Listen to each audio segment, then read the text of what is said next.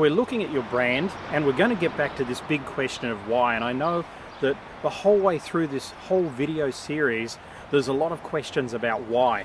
And that's because you should be asking that. It should be the #1 question you're asking at every part of your process. Why am I doing what I do? And in this case, why do I want my brand to look and feel in the certain way that I've chosen? And remember, as we've gone through the exercise of you looking at different things, maybe engaging logotournament.com, maybe looking at the brands that you love in the marketplace, the colors that they use, the way that they participate in the whole concept of branding, the way that your favorite car manufacturer actually has the advertisement for the cars. Ask yourself, why do I want my brand to look like that? So if I ask myself why I wanted my brand, the Rock Your Life brand, to look very much like the Maserati type of feel, it's because of the words for me that I come to think of when I think of the Maserati. So one of those words is definitely going to be experience. One of those words is definitely going to be passion. One of those words is going to be excitement. So when I start to think of the words behind the way the Maserati feels, that's why I want my brand to appear that way. When I start to think of other things, there's aspects of Maserati that I don't want, like flashy. Okay, it can be flashy. So I'm going to steer clear of any flashy way of doing that. And by the way, Maserati do that pretty well in their ads also. So when you have a look at the different words, the different components, the different colors, the look, the feel, basically you've got to feel, smell, touch, taste your brand, and then ask yourself, why do I want it to appear like this? If you can answer that question and you absolutely know why, then that's the brand you should run with. But remember to market test it as well, because it's not only about what you think, it's also going to be about what the market thinks. In a previous video, we looked at why you do what you do. But here's what I would like you to do as an exercise around your brand.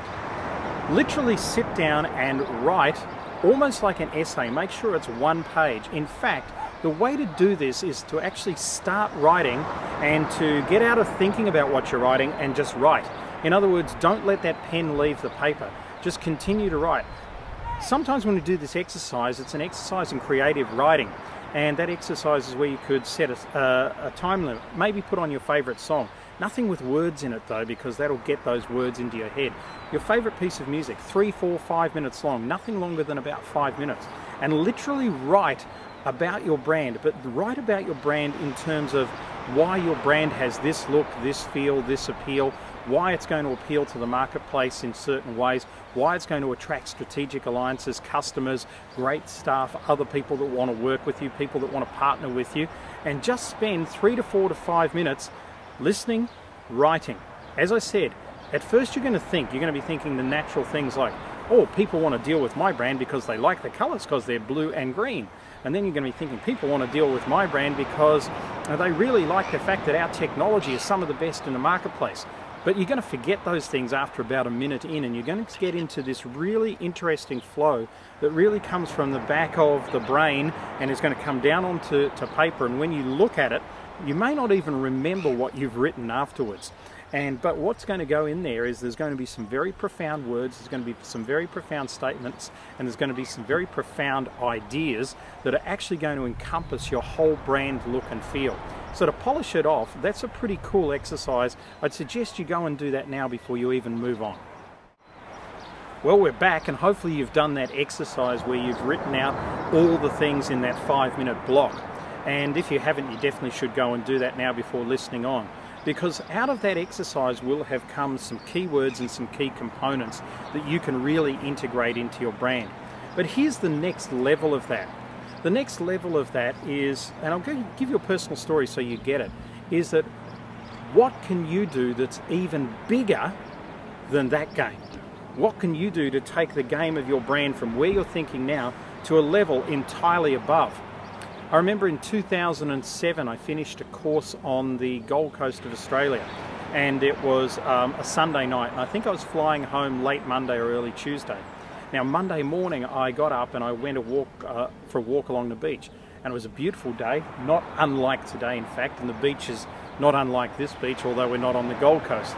And what I realized as I was walking along and listening to the power of the waves in the background, and I'm sure you can hear the waves here as well, is I realized that the game that I was playing compared to that game out there was just so small.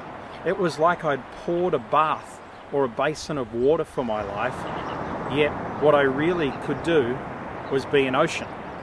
And this is the same thing that you could realize too once you get really introspective. And what that led me to was an even bigger why than I thought. And I realized that a lot of the education and a lot of the materials and a lot of the training courses and a lot of the inspirational material that we at Rock Your Life had created could have a much bigger purpose than just sitting in a training room with 150 people for a weekend. And so what I literally did from that point onwards is I created a training program which we rolled out to teachers in India in 2008. And by rolling that out to teachers just in 2008, we were able to train 26,000 children in transformational concepts. But these weren't just 26,000 children that paid to go to school. These were 26,000 children that didn't have the opportunity to go to any sort of paid education. They were literally at the bottom, in the slums, in the villages, that sort of thing. And the way that we did it is that we created this program which was relatively simple, and we found somebody and we paid this lady to go and she was already in the education sphere, to go and train as many teachers as what she could. She did a fantastic job, and those teachers, once we calculated it out, their effect, there was 26,000 children got involved in the concepts that we were teaching the world. And that became a much bigger game at that point there, because I realized right then and there that what I had the influence to do and the potential to do was not just work with a few hundred people a year or maybe a couple of thousand people a year, but was to use my expertise in many, many different ways to become the ocean. And you too can become the ocean if you start to look at playing a bigger game with your brand and start to ask a bigger why. And make it not about you, not about your family, not about your business, not about your employees, but what you can truly do for the world. So can you become the ocean? Well, here's what you need to do to even start to address this, is to have a look at what the social component is of what you do. And I'm going to give you a couple of examples, because so many of my friends these days have become so socially responsible, and it's just a way of life. It's not something that they feel that they have to give back, because if they don't, they're going to be struck dead at the gates of heaven or anything like that. It's a fact of that they actually want to make social contribution part of what they do, part of their life. The thing about social contribution though is it has to be congruent with what it is that you do and who you are. If it's not, then it doesn't seem to gain attraction. And I'll give you an example of that. If you're a person who's a plumber or an electrician, and your social responsibility is breast cancer, there's not a lot of connection there, unless you've had breast cancer, which most plumbers won't have, by the way. So the amount of connection there is difficult for people to understand, and inherently we just don't get it. But if you're a plumber that wants to bring water to arid places around the planet that currently do not have water, by digging wells and by pipelining water into villages and things like that, we totally get it. Suddenly there's this instant connection where we get that in your job of channeling water, your biggest purpose is to literally channel water. And this is something that works all around the world now with entrepreneurs that I'm working with as well. I'll give you another specific example. I have a guy I was coaching, great guy, who's in business in Perth, and he creates blinds, and blinds keep the light in or take the light out depending on which you want to do at the time. So his social thing initially was cancer, but blinds and cancer, I mean, I sort of said to him, well, you might as well do blind people rather than cancer, it makes more sense. So as we got down to it, what he really got inspired about was providing light for schools in India. And this is a substantial shift when you start to realize the scope from moving to being the basin of water to being the ocean. When he started to use the money that he was gaining from social responsibility and creating that money in his business and spending it to provide light in schools in India, where they very rarely in the towns and that have electricity or even a generator to create any sort of electric light.